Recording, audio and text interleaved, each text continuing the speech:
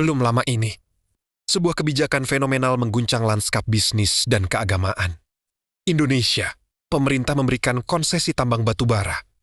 Salah satunya kepada ormas keagamaan terbesar, Nahdlatul Ulama, melalui PT Berkah Usaha Muamalah Nusantara.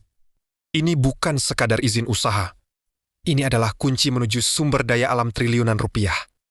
Pertanyaannya, ketika ormas keagamaan masuk ke bisnis batu bara, apa yang harus kita evaluasi? Dan yang paling penting, untuk siapa sebenarnya kekayaan ini akan mengalir? Fokus utama kita adalah pada etika distribusi pendapatan. Mari kita jujur, bisnis tambang sangat menggiurkan.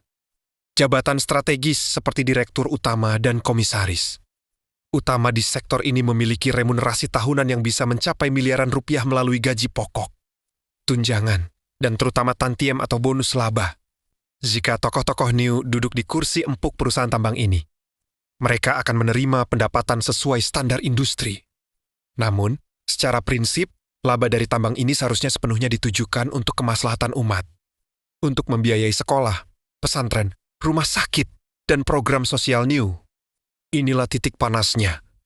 Bagaimana PBNU memastikan adanya garis pemisah yang tebal antara pandi pribadi pengurus yang profesional menjalankan perusahaan dan pundi-pundi organisasi yang harusnya mengalir deras untuk pengembangan umat. Perlu dicatat, perusahaan tambang PBNU ini, PT BUMN, saat ini belum menghasilkan laba. Mereka masih di tahap awal, yaitu pengurusan izin dan eksplorasi. Jadi, perhitungan laba triliunan itu masih potensi. Tentenggeng pertama adalah kesiapan operasional. Bisnis tambang itu padat modal, padat teknologi, dan berisiko tinggi. Pertama, apakah PT BUMN sudah memiliki tim profesional non-organs yang mumpuni? Atau jangan-jangan penunjukan jabatan masih didasarkan pada kedekatan struktural? Kedua, risiko lingkungan. Konsesi ini adalah lahan Iskaltem Primakol, kewajiban reklamasi dan AMDAL adalah beban berat. Gagal dalam tata kelola lingkungan sama dengan mempertaruhkan seluruh reputasi besar Nahdlatul Ulama. Maka dari itu ada dua kunci evaluasi yang harus kita pantau terus-menerus, transparansi dan akuntabilitas. Audit independen, laporan keuangan PT BUMN wajib diaudit secara ketat.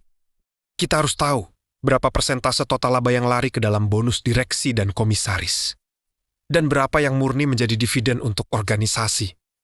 Mekanisme profit PBNU harus segera mengumumkan skema yang jelas. Misalnya, 70% dividen untuk pendidikan, 20% untuk kesehatan, dan 10% untuk ekonomi kerakyatan. Tanpa skema ini, uang triliunan rupiah berpotensi hanya tersimpan di kas organisasi tanpa dampak signifikan di tingkat akar rumput. Konsesi tambang ini adalah kesempatan bersejarah bagi NU untuk mencapai kemandirian finansial total.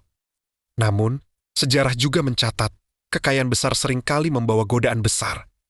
Keberhasilan pengelolaan ini tidak akan diukur dari banyaknya batu bara yang dikeruk, melainkan dari seberapa etis dan efektif dana tersebut benar-benar dialirkan kembali untuk kemaslahatan umat.